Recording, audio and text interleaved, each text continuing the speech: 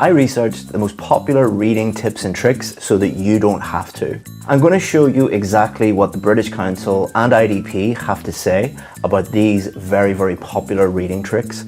And I'm also going to show you exactly how to use them and show you if they lower your score or improve your score. So without further ado, let's get into it. So the good news is that not all of these tips are actually going to lower your score.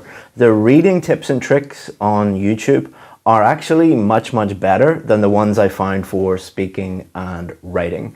Some of them are actually very, very good, but some of them are not. Let's start off with one of the good ones. So if you type into YouTube, IELTS reading tips and tricks, the first video that comes up is this one, 15 reading tips for IELTS academic. This is by E2 IELTS and has more than 500,000 views at this time. Now their first tip is the most important one. Their first tip says, understand the 11 different question types. Well, is this actually correct? Will you get more than 10 different types of question on the reading test? So if we go to the IDP website, they have an article on there called Question Types in the Academic Reading Test. And it takes you through all of the different types of tasks, types of questions that you might get. So this is actually true. And being aware of these different types of questions is absolutely essential. You could also go onto the British Council website, and on there you will find teaching plans made for teachers by very, very experienced British Council teachers. And the interesting thing about this article is they have separate lesson plans for each different type of question. And what it states here on the British Council website is that each question is testing different sub-skills. This is why they ask you a range of questions. They're not doing it because the people that write the tests are horrible people that want to annoy you. It's because they want to test a range of different reading skills, and that is a far more accurate and reliable way to test someone's reading. And this is really the big difference between high quality, experienced, qualified teachers and maybe your local teacher with little to no experience. When I was teaching at the British Council, this is the way that we taught reading. We had separate classes for true, false, not given, or matching headings, or multiple choice. It was a different lesson plan, a different class. Whereas you will see in this video, less experienced teachers will generally teach just one strategy for all types of questions. And we'll see later on in the video if this is a good idea or a bad idea. So why is it important to be aware of the different types of question that might come up on the reading test? This is summarized perfectly by Pauline Cullen on the Cambridge website. Pauline Cullen literally wrote the book on IELTS. And what she says about this is every question has one clear purpose: to force you to use specific reading skills. In other words, each question is forcing you to do different things. Therefore, you need to be aware of that, but most importantly, have a separate strategy for each of the different types of questions. So if you have 11 different types of questions, you should have 11 different strategies. That sounds like a lot of work, but don't worry, I will give you access to a video for free at the end of this video that will give you access to all of our step-by-step strategies for all reading questions. So the first most popular reading tip was very good, and this will improve your score. One of the most popular videos on YouTube is one by IELTS Liz called IELTS Reading Tips, True, False, Not Given. And this video has 5.1 million views at the time of recording. Now, what students want to know when it comes to tips and tricks for true, false, not given is some kind of tip or a trick that will help them understand the difference between true, false, and not given. And in this video, Liz puts it perfectly. What she says is, if it is true, the statement agrees with the information. If it is false, the statement contradicts the information. And if it is not given, there is no information on this. And Liz posted this 8 years ago, and that test has not changed since she posted this nearly a decade ago. You will also find the exact same information on the IDP website in their article, IELTS Reading Test, True, False, Not Given, Explained. it states the exact same thing. So if Liz is stating it very, very clearly, and IDP are telling you what it means very, very clearly, why do students still struggle with this? Well, the answer was revealed as I was doing my research for this video. So what I did was put into the search bar, IELTS reading, true, false, not given, tips and tricks. And the videos that come up show you exactly why students struggle with this. So you'll see very easy method, the essential tricks, the magic way, magic tricks, 100% true tips, secret tips. The truth is, there are no magic tricks. The real reason why you struggle with true, false, not given is because you're watching clickbait video after clickbait video after clickbait video, all telling you the same thing that you could have understood in 5 seconds by looking at Liz's video. True, false, not given are not actually difficult. What is difficult is that you keep watching and consuming all of this information and your brain is just completely overloaded and confused. And if on test day your brain is confused, then everything else will be confused. You are going to really struggle with the writing test because you are watching all of these fake gurus' videos. Quite simply, if you're watching confusing information, your brain is going to be full of confusing information.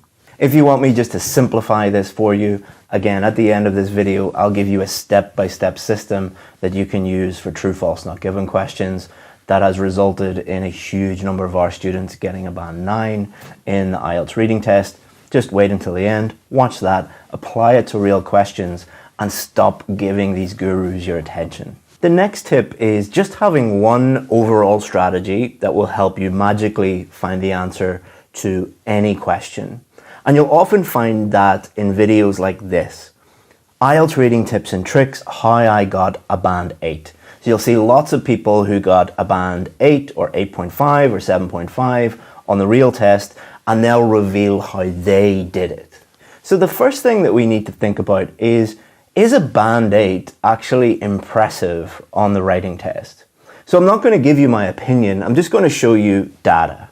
So if we look at official data from IELTS.org, you will see that the average reading score for a range of different countries is actually very close to a band 8. The average reading score for a German speaker is 7.74, a Greek speaker 7.37, and an Indonesian speaker 6.95. Now remember, these are average scores. These are not scores from people who call themselves IELTS experts. So band 8 in the reading test is slightly above average for the average person. For an IELTS teacher who claims to be an IELTS expert, band 8 is actually terrible. To any intelligent person, if you show them that data, they will think, I shouldn't listen to this person, that their strategy probably doesn't work. Because if their strategy was really effective, they wouldn't be getting slightly above average scores, would they? But is that actually true? Am I being unfair to these teachers? Well, let's have a look at exactly what they say about their own strategy.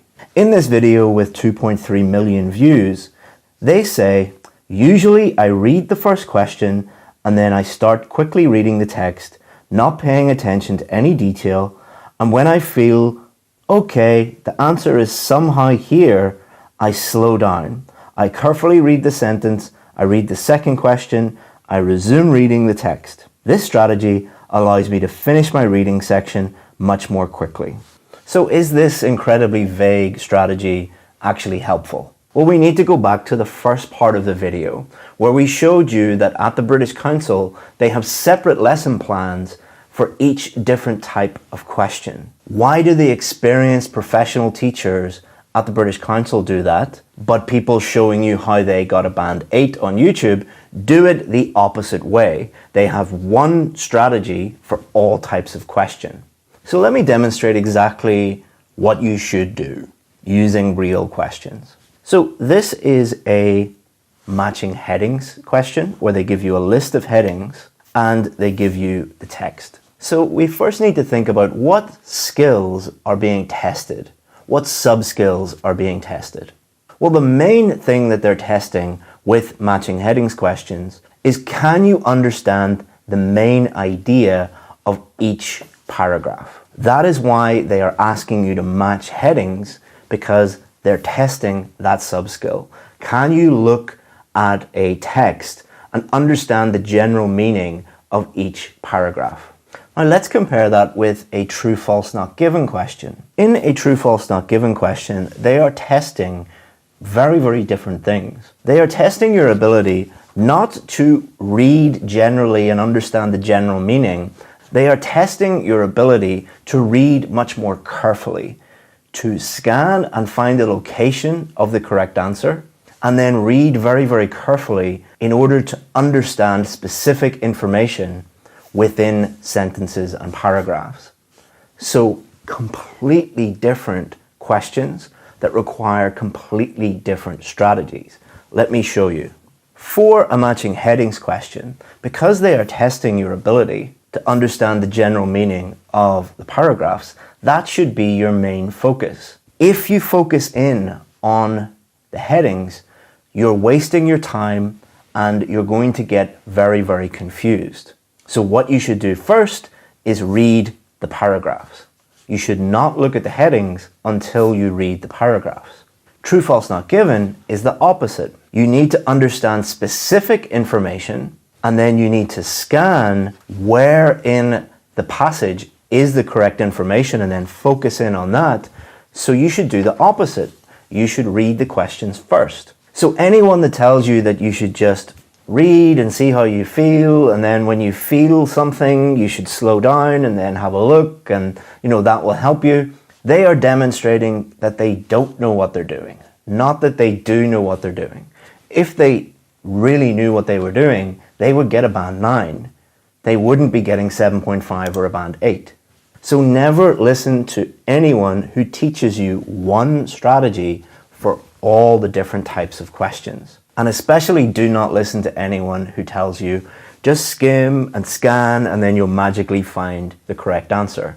And that brings us on to our next tip. So skimming and scanning, you'll find this a lot on IELTS YouTube and in IELTS books and in every IELTS classroom in the world.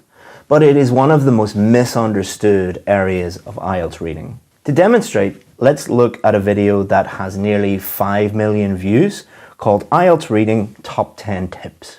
Now, her first tip is don't read slowly. You should just skim to get the main idea and then scan to get detail. And then she also says don't spend too much time reading the passages. So most of the advice that you'll see on YouTube related to skimming and scanning is designed to help students get through the questions as quickly as possible. But does it actually help you improve your score? So if we go to the IDP website and look at an article there called How to Skim and Scan for Keywords in Your IELTS Test, it states, in order to help you decrease the amount of time it takes to complete the reading section of the IELTS test, you need to practice using skimming and scanning techniques. So far so good. What IDP are saying here is skimming and scanning are useful tools, useful skills to have, and they will help you. But like any tool, if I give you a hammer or a saw, they are useful, but only if you use them correctly. Again, if we go to Pauline Cullen's article on Cambridge.org, she says, every question has one clear purpose, to force you to use specific reading skills.